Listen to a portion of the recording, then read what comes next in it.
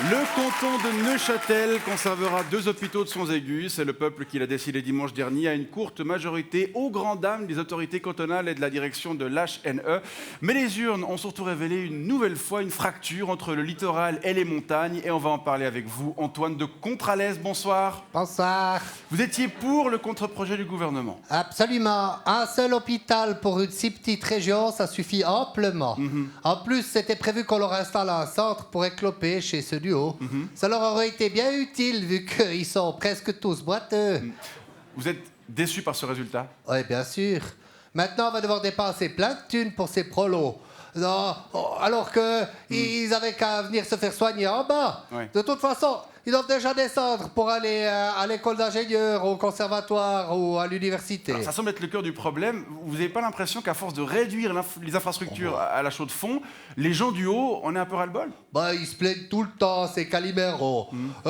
Pourtant, ils sont bien contents de descendre profiter du bord du lac Fleury au printemps quand ils ont encore des tas de neige sur le pont. Est-ce que vous voyez une issue au désaccord entre les gens du haut et ceux du bas? Mais c'est leur problème s'ils sont pas d'accord avec nous. Ils ont plus le sens des traditions. Comment ça, les traditions? Ben, traditionnellement, c'est nous les patrons puis eux les esclaves, les employés. Ils devraient bien s'en souvenir puis de nous laisser décider. Enfin, c'est pour leur bien. Très bien. Antoine de Contralès, merci. Au revoir. Je rappelle que vous étiez membre du comité de soutien au contre-projet du Grand Conseil pour une réorganisation de l'hôpital neuchâtelois. Et on se rend tout de suite dans le haut du canton où vous nous rejoignez. Pierre Huguenin, bonsoir. Bonsoir. Vous étiez dans le camp du non au contre-projet refusé dimanche. Ouais, absolument. Un seul hôpital pour une si grande région, c'est vraiment pas suffisant.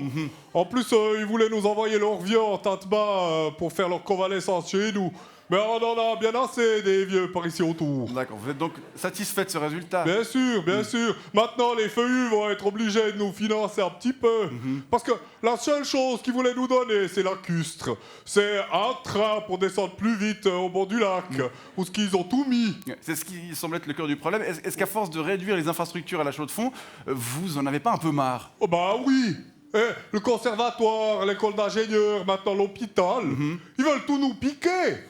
Si on les laisse faire, ils nous prendraient le soleil qu'on a l'hiver pendant qu'ils sont sous la peuf là-bas en bas. Est-ce que vous voyez une issue au désaccord entre les gens du haut et ceux du bas? Bon, en fait, on n'est pas comme eux du tout. On préfère une torée en famille qu'une taillole au raisin. Ah bon? On boit de la bière ou de la bleue, alors qu'ils boivent du vin blanc qui ressemble à du rosé puis qui n'a pas bon goût. Ouais. On paye 400 balles pour un 5 pièces, alors qu'eux, ils cassent 1000 balles pour un studio. La seule fois qu'ils vont à la montagne, c'est pour aller dans leur résidence secondaire au Val-de-Rue. Et puis nous, on descend que pour prendre le train pour aller à Berne ou Lausanne. D'accord, donc vous ne voyez pas vraiment de solution?